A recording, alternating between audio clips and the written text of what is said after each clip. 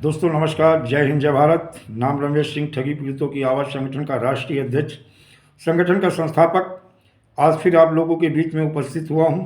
कुछ लेटेस्ट जानकारी के साथ साथ मैं आप लोगों से अनुरोध करूंगा कि जिन लोगों ने अभी तक हमारे चैनल को सब्सक्राइब नहीं किया, चैनल को सब्सक्राइब कर लें, लाइक और कमेंट और अपने सुझाव जरूर भेजते रहें।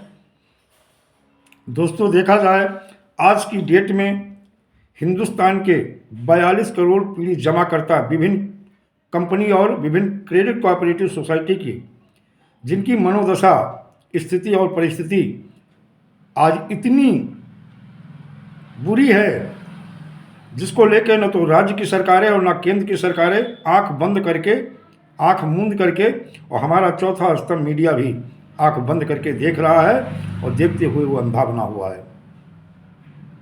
और कहते हैं कि अंधभक्ति, कभी कभी हम लोग किसी न किसी राजनीतिक पार्टी की या किसी संगठन के अंधभक्त बन जाते हैं।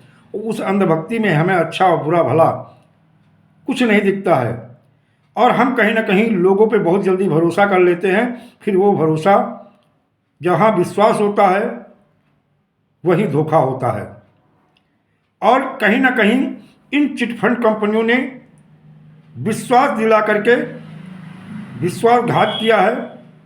वहीं पर सरकारी अथॉरिटी ने भुगतान का कानून बना करके हमें विश्वास दिलाया और उसके बाद में आज विश्वासघात, उसी कानून की अनुपालना सुनिश्चित न करके हमारे साथ और हिंदुस्तान के 42 करोड़ पीढ़ी जमाकर्ताओं के साथ विश्वासघात का काम कर रही हैं। वहीं पे बहुत सारे ऐसे संगठन भी हैं, आपके भुगतान को लेकर तो आंदोलन कर रहे हैं, लड़ाई कर रहे हैं, लेकिन दोस्त सोच के देखना, क्या ईमानदारी के साथ वो आपके भुगतान को लेकर के या आपकी पीड़ा को लेकर के या आपके दर्द को लेकर के वो आंदोलन कर रहे हैं, या चंदे का धंधा बना रखे हैं? ऐसे संगठनों को भी नकारना होगा और ऐसे संगठनों की जितनी जल्दी हो सके आपको अंधभक्ति छोड़नी होगी, तभी आपकी पीड़ा, आपका दर्द खत्म होने वाला है। अन्यथा ये दर्द और पीड़ा आपकी बनी रहेगी। आज भी बहुत सारे जिलों से मेरे पास फोन आए, कार्यकर्ताओं के भी आए, उन्होंने अपनी पीड़ा, अपने दर्द को बयां किया। कोई भी जिला हो जहां पे वर्षिक 2019 के तहत आवेदन हुए थे, आज वहां स्थितियां इतनी बुरी हो गई हैं। आज ये स्थिति है, कई ऐसे जबरन, ऐसा नहीं करना चाहिए, क्योंकि जो अभिकर्ता हैं उन्होंने ईमानदारी से, मैं उन अभिकर्ताओं की बात कर रहा हूं जिन्होंने ईमानदारी से पैसा लिया, जमा कराया और बांड और रसीद अपने जमाकर्ताओं को दे दिया। आज उनके ऊपर जबरन प्रेशर बना करके स्टाम्प पे लिखाया जा रहा है, सादे कागजों पे लिखाया जा रहा है, थाने जाओ तो वहाँ जबरन लिखवाया जा रहा है।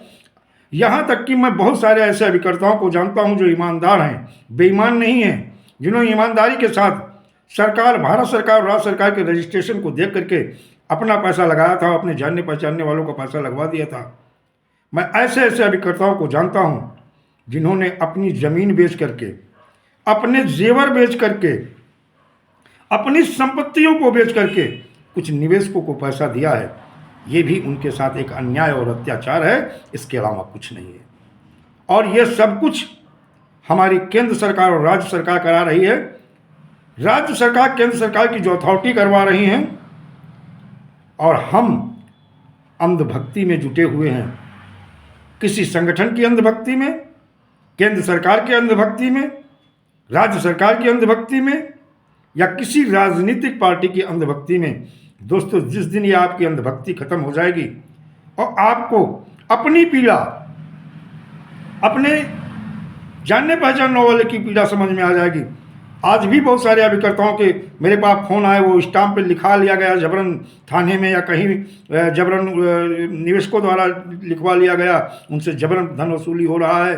वो पीड़ा, वो दर्द, कहा 180 दिन में आपने कहा था 2-3 गुना मिलेगा, और आज 180 दिन से ज़्यादा हो गया है, अब पैसा आपको आज ही देना पड़ेगा। ऐसे जबरन उनसे स्टाम्प पे लिखाया गया है और वो स्टाम्प मेरे पास आ गए हैं।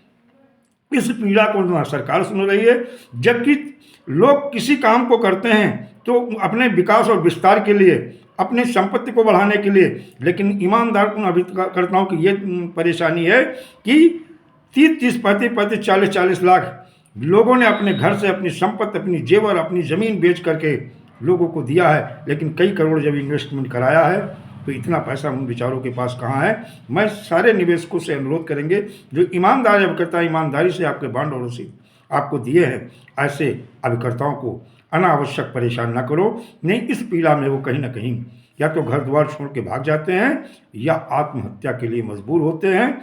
और जब तक अभिकर्ता जीवित है तब तक आपका पैसा जीवित है। अगर यही नहीं रहेंगे तो सरकार तो इतनी निकम्मी है, आपका पैसा ये देने वाली नहीं है। फरवरी में आप हमारे आंदोलन का अगर हिस्सा बनते हैं तो 2 चीज़ें आपको मिलेंगी। भुगतान का रोड मैप मजबूत आपको मिल जाएगा और अभिकर्ता के ऊपर जो फर्जी मुकदमा दर्ज हो रहे हैं उससे भी आपकी बचत हो जाएगी। हम समस्त चिट फंड कंपनी और क्रेडिट कोऑपरेटिव सोसाइटी के अभिकर्ताओं से अनुरोध करते हैं, आप हमारे आंदोलन का हिस्सा बनिएगा।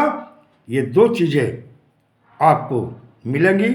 अगर हमारी चीज़ें समझ में आए तो दोस्तों साथ आइएगा और हमें, हमारे चैनल को, हमारे वीडियो को अंत तक देखें। देखने के बाद ज़्यादातर लोगों तक आप पहुंचाने का कार्य करें। दोस्तों जय हिंद, जय भारत, वंदे मातरम।